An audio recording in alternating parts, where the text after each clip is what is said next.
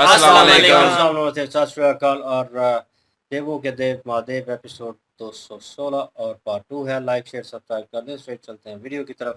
मेरा नाम है मलिक सत्यानी पाल और मेरे साथ हैं Rana Mohammad Ali, Mohammad Sameer Khokhar. So guys let's start.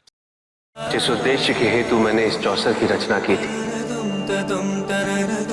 आज वो उद्देश्य तुम्हारे मुख पर प्रसन्न था और उत्साह देखकर पूरा हो गया पार्वती।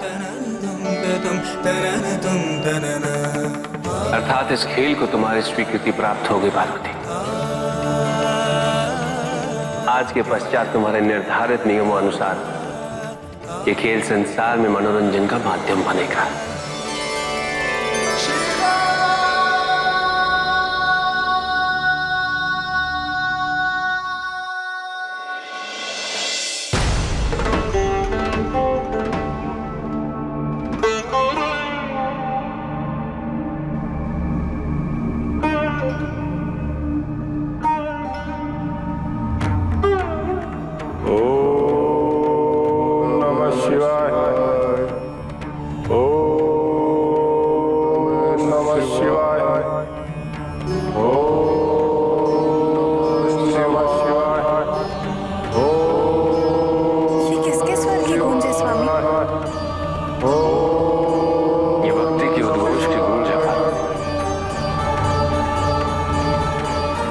जब भी श्रद्धा में लीन कोई भक्त अपने आप को मेरे प्रति समर्पित करता है तो उसके हृदय से उत्पन्न ध्वनि मुझ तक अनवरुद्ध पहुंचती। किंतु ऐसा कौन सा भक्त है आपका जिसकी प्रतिध्वनि सारे कैलाश पर गूंज उठी है? तारकासुर के तीनों पुत्र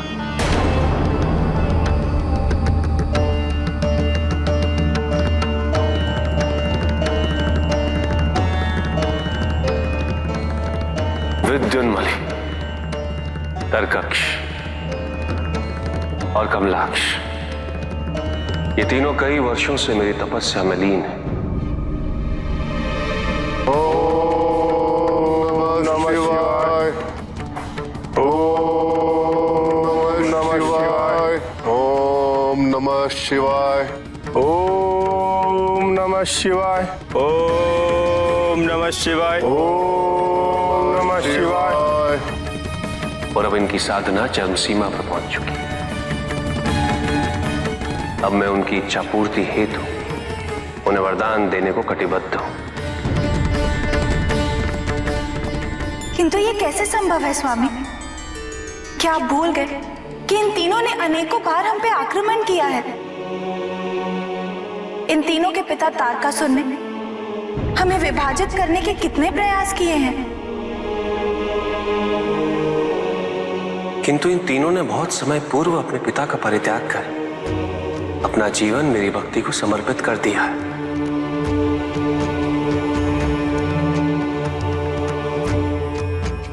केवल इसलिए कि ये तारकासुर के पुत्र हैं, इन्हें इनके भक्ति के फल से वंचित रखना उचित नहीं है पार्वती। किंतु वो असुर हैं स्वामी, और उनकी सत्य निष्ठा सदैव संदेहास्पद रहती है। मैं अपने भक्तों में कोई भेद नहीं करता पार्वती, चाहे वो देवता हो, मनुष्य या फिर असुर। सच्चे मन से मेरी आराधना करने वाले को मैंने सदैव वरदान दिया है। भगवान और भक्त के मध्य एक विशिष्ट संबंध होता है जिसकी मर्यादा दोनों भगवान और भक्त को ही रखनी पड़ती है। किंतु स्वामी, असुर सदैव उस मर्यादा का उल्लंघन करते आए हैं और तारकासुर इसका प्रमाण है। तुम ये क्यों नहीं सोचती पार्वती? यदि तारकासुर नहीं होता, यदि वो इस मर्यादा का उल्लंघन ना करता, तो ये सारी सृष्टि हमें इतने शीघ्र मिलाने हेतु तत्पर कैसे होती? पुनः हमारा मिलन कैसे होता? हमारी अनभिज्ञता के लिए हमें क्षमा करें स्वामी। हमें तो ज्ञात ही नहीं था कि हमारे मिलन का कारण यही तो है। हमारे प्रेम की पूर्णता एक असुर के दुष्कृत्य पर आश्रित है, तब तो तारकासुर का वध कभी नहीं होना चाहिए, अन्यथा हमारे मिलन और सहचार्य का कोई कारण ही नहीं शेष रह जाएगा। उचित है ना स्वामी? जाइए, 3 असुर आपकी प्रतीक्षा कर रहे हैं। जाइए, जाकर उन्हें वरदान दीजिए। कदाचित हमारे और आपके संबंध को थोड़ा आश्रय और मिल जाएगा।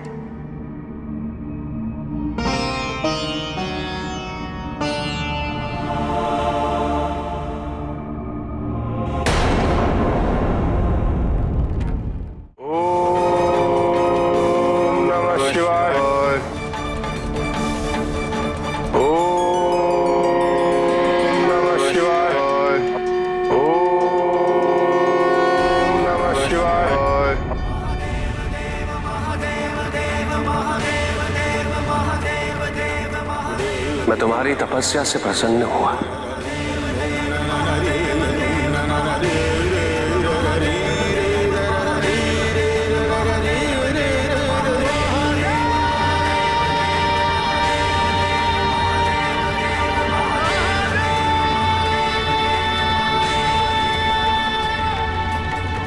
प्रणाम स्वीकार करें महादेव।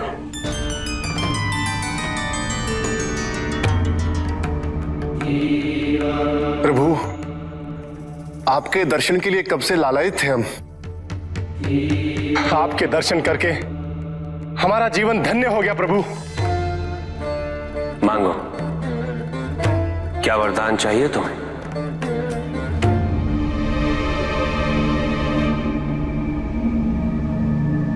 महादेव, हमें अजर रखते हुए अमरत्व के वरदान से अलंकृत करें प्रभु। नहीं, यह संभव नहीं है।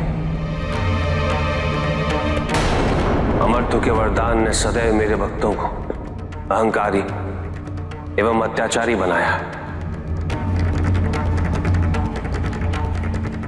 तुम कोई और वरदान मांग लो।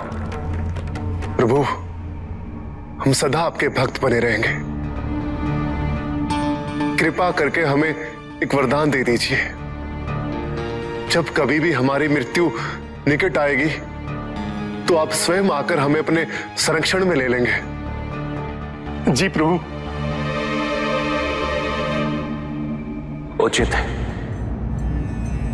किंतु ध्यान रहे, यदि तुम किसी भी समय धर्म के अनुपालन अथवा अनुसरण से भटके तो ये वरदान स्वतः निष्प्रभाव हो जाएगा। हमें मान्य है प्रभु।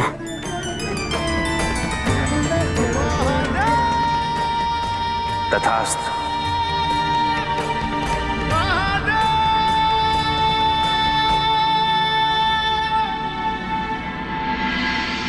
भोलेनाथ वास्तव में भोले हैं।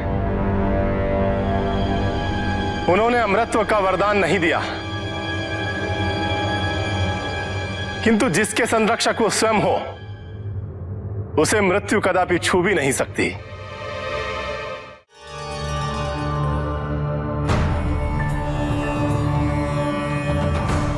प्रभु, महादेव ने क्या किया? तारकासुर के पुत्रों को भी एक तरह से अमरत्व का वरदान दे दिया।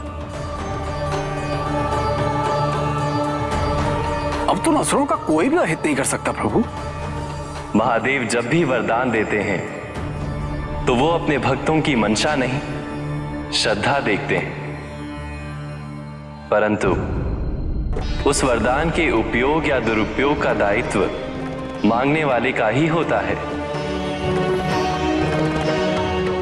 आप सब चिंता ना करें, महादेव सदैव धर्म की रक्षा करते हैं।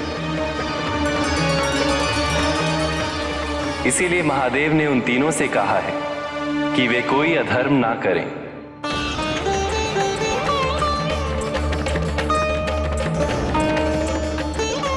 वही हमारे हित में है देवराज। वे तीनों इस वरदान का दुरुपयोग कर कोई ना कोई अधर्म अवश्य करेंगे और तब जिन महादेव को उन्होंने अपना सुरक्षा कवच बनाया हुआ है,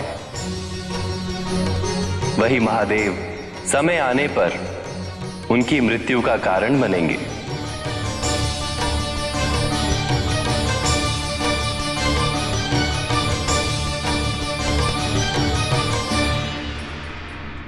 जी बिल्कुल, चौसरे का निर्माण तो हो चुका था और शिव जी ने कहा कि मैंने निर्माण जो किया है वो इसीलिए किया था कि आपके चेहरे के ऊपर मुस्कुराहट आ सके, आप खुश हो सकें और ये कह लें कि पूरी सृष्टि के लिए एक मनोरंजन होगा आने वाले वक्त में। ये जो गेम जिसका निर्माण मैंने किया है और जिसके नियम आपने रखे हैं और ये चीज़ होने के बाद वो बैठे हुए थे और अभी वो मोमेंट चल ही रहा था और उन्हें आवाज़ आनी शुरू हुई और किसी भक्त की, और शिव जी को तो पता था और जो पार्वती जी हैं वो थोड़ी परेशान हुई कि ये कौन है और कहाँ से आवाज़ आ रही। तो उन्होंने बताया कि मेरे चाहने वाले भक्त हैं और ये तारकासुर के बेटे हैं और वो तीनों बेटे और एकदम से उन्हें शौक लगा कि वही तीनों बेटे हैं जिन्होंने हम पे हमला किया था, हम पे वार किया था। तो वो गुस्से में थी इस चीज़ को लेकर और मुझे भी पता था कि वो इस चीज़ के ऊपर बात ज़रूर करेंगी। तो वो उन्हें समझा रही थी कि वो शिव जी ने कहा कि मुझे जाना होगा और वो जो मांगेंगी उनको देना होगा और वो भक्त हैं और जब पुकारते हैं तो मुझे जाना पड़ता है।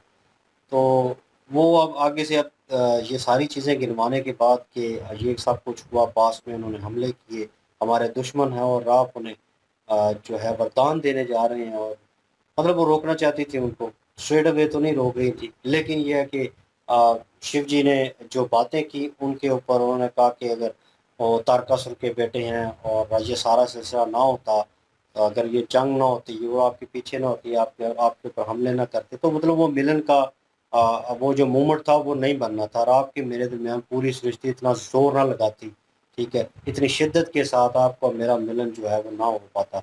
तो ये उसको जो वरदान मिला है ना, जो उनकी इनके पुत्र के द्वारा जो मृत्यु होगी, उस वजह से मतलब पूरी सृष्टि जो है वो चाह रही है वही कि ना इनका कि मिलन हो। मतलब वो चाह रहे हैं ना कि जैसे देव परेशान है अपनी जगह पे, तो वो सारी स्थिति वो सिचुएशन चल रही थी, तो उसी दौरान जो है अब तंज करना शुरू कर दिया। मुझे पता चल गया बीच में कि जैसे वो कह रहे हैं कि वरदान मांगेंगे तो मुझे देना पड़ेगा और तो उस चीज़ के ऊपर भी गुस्सा होगी और इस चीज़ के ऊपर भी गुस्सा होगी। अच्छा मतलब उनकी वजह से मिलन हुआ है, ठीक, तो मतलब उनकी वजह से हुआ तो फिर तो आपको बिल्कुल जाना चाहिए, तारकासुर के बेटे हैं और आपको कौन, मतलब वो तंज में कर रही थी, मुझे महसूस हो रहा था कि बाकी क्योंकि इतना स्ट्रेट वे जवाब वो नहीं देती, इन अ शॉर्ट वे। तो वो जो है प्यार मोहब्बत में और उस लाड में और उस चीज़ में जवाब देती है, लेकिन यहाँ पे स्ट्रेट वे जवाब आ रहे थे। तो शिव जी ने मुस्कुरा कर देखा, उन्होंने कहा आपको जाना चाहिए, वो इंतज़ार कर रहे हैं। तो वो जैसे वहाँ से शिव जी प्रकट हुए हैं, मतलब वहाँ से गए हैं, तो उसके बाद पार्वती जी का मूड एकदम से चेंज, मूड स्विंग हुआ है। तो पता चल रहा था कि उनको गुस्सा है कि ये क्यों गए, नहीं जाना चाहिए था। खैर वो वहाँ पे गए और वो अपने भक्तों के लिए जो है जहाँ पे भी पुकारें उनको वो जाते हैं और उनको कोई ना कोई वरदान देते हैं। तो भोलेनाथ तो हैं वो और वो जैसे वहाँ पे पहुँचे हैं तो उन तीनों बेटों का सामना हुआ तारकासुर के और उन्होंने कहा कि आपकी मनोकामनाएं जो हैं वो पूरी हो जाएंगी और पूरी हो चुकी हैं, आपकी तपस्या पूरी हो चुकी है, पूर्ण हो चुकी है।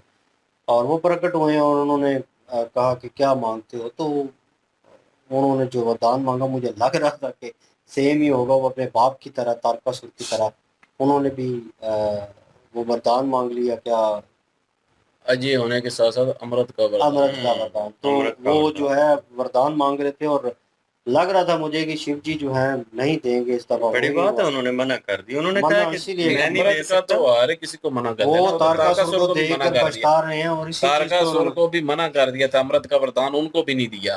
उनको भी नहीं दिया था और उन्होंने भी छल से हाँ। इसी तरह ही मांगा था कि और मेरी घुमा फिरा मृत्यु के। जो है वो आपके पुत्र की के द्वारा उन हाँ, उन्हें पता तारकासुर था को कि तो ये था कि ये शादी विवाह नहीं शादी करना नहीं इन्होंने। करेंगे, वैरागी हैं, तो जो है हाँ, मेरी मृत्यु नहीं हो रही। इन्होंने भी उसके ऑपोजिट ही करके, छल ही करके हाँ, इन्होंने उनसे ये छल मांग किया। लिया है। इन्होंने कहा कि जब भी हमारी मृत्यु निकट आएगी, हमारी मौत का समय आएगा, तो आप हमारे अंग रक्षक होंगे, हमारी संग हिफाजत रक्षक। करेंगे। संग रक्षक मतलब हाँ। साथ होंगे आप। हाँ, तो उन्होंने कहा आपका चलो साथ। ठीक है जी, मैं आपकी हिफाजत करूंगा, लेकिन एक शर्त पर, वो अधर्म नहीं होना चाहिए। अगर तुम अधर्म के रास्ते पे चले, तुमने कुछ गलत किया, तो जो वरदान मैंने दिया हुआ है वो खत्म हो जाएगा। यहाँ पे विष्णु जी मुतमिन है भाई, सारे देवता परेशान है, लेकिन विष्णु जी को पता है कि शिव जी जो भी वरदान देते हैं ना, उस वरदान के पीछे उनकी एक लीला होती है, और वो लीला जो होती है वो उसका रहस्य जो है वो टाइम आने पर खुलता है। वक्ती तौर पर तो लग रहा होता है कि यार ये क्या हो गया है, शिव जी तो भोलेनाथ है, उन्होंने ये क्या कर दिया। भोलेनाथ वो हैं, वो प्रसन्न भी होते हैं, जो उनकी कठोर तपस्या करता है प्रसन्न होकर वरदान भी देते हैं, लेकिन उस वरदान के पीछे भी उनकी लीला होती है, जो आने वाले टाइम पे पता चलता है। अब ये इन तीनों को जो वरदान मिल गया है, ये इसी गलत फहमी में कुछ ना कुछ गलत करना शुरू कर देंगे, और इनका फिर अंत अवश्य होना अपने है। बाप का साथ नहीं देना। हाँ, जिस वो तरह तो से वो मेरी तारकासुर ने बेटी किया हुआ है। बिल्कुल जी बिल्कुल जी। और अपना क्या नाम है उसका, वो आवाज़ें फिर आना शुरू हो गई, और पहले उसके चौसर का जो है वो उन्होंने मनोरंजन का जो है वो एक ज़रिया बता दिया, और जिस मकसद के लिए उन्होंने जो है वो चौसर का जो है वो चौसर को बनाया, वो उनका वो मकसद पूरा हुआ और उन्होंने मान भी लिया। और वो पार्वती जी के मुख पे जो है वो खुशी, वो स्माइल देखना चाहते थे, और तो वो उनको मिल गई। और लेकिन लोगों के लिए जो है अब मनोरंजन का जो है वो एक ज़रिया भी बन गया है। और उसके अलावा फिर जो है वो वही बात कि उन तीनों ने जो है वरदान मांगा, और तीनों ने अब पहले उससे पहले पार्वती जी ने जो है वो तंजिया कहा कि आप जाएं, उसको जिंदा रहना चाहिए फिर तो तारकासुर को, क्योंकि उसी ने तो हमें मिलाया है, उसको वही तो एक वजह है हमारे मिलने की, तो हमारा मिलन भी कायम रहेगा, वो जिंदा रहेगा। तो मतलब एक तंजिया कह रही थी वो, और कह रही थी कि जाओ जाके दें उनको, जाके वरदान दें, वो लेट हो जाएंगे। तो क्योंकि वो उनको अच्छा नहीं लगा कि मतलब कि शिव जी जो है ऐसा, हालांकि शिव जी की लीला है, वो शिव जी ही जानते हैं, इसलिए शिव जी मुस्कुरा के जो है वो चले गए वहां से। हालांकि उनको भी पता है कि तंजिया कह रही हैं पार्वती जी, लेकिन वो मुस्कुरा के चले गए कि एक ना एक दिन समझ आ जाएगी और पता चल जाएगा। तो टाइम आने पे तो उन्होंने वरदान तो दे दिया है, लेकिन वरदान के एंड पे जो है ये भी कह दिया कि अगर अधर्म के रास्ते पे हुए तो ये वरदान शान खत्म हो जाएगा। तो इसलिए जो है उसके बाद वही विष्णु जी ने भी बोला कि ये वरदान जब खत्म हो जाएगा, जब ये इनको जो वरदान मिला है ना, इसकी जो है वो ये जो मिलने की वजह से जो अकड़ पैदा होगी ना इनमें, जो गुरूर पैदा होगा, उसमें कोई ना कोई अधर्म कर बैठेंगे, जो कि इनके मृत्यु का सबब बन जाएगा फिर। तो बहरहाल जी अभी आगे देखते हैं क्या होता है। बिल्कुल जी, नेक्स्ट पार्ट पे चलते हैं। लाइक शेयर सब्सक्राइब कर दीजिएगा। चलो मिलते हैं नेक्स्ट वीडियो में। अपना ख्याल रखिएगा, अपना भी याद रखिएगा। तब तक के लिए अल्लाह हाफिज, पीस।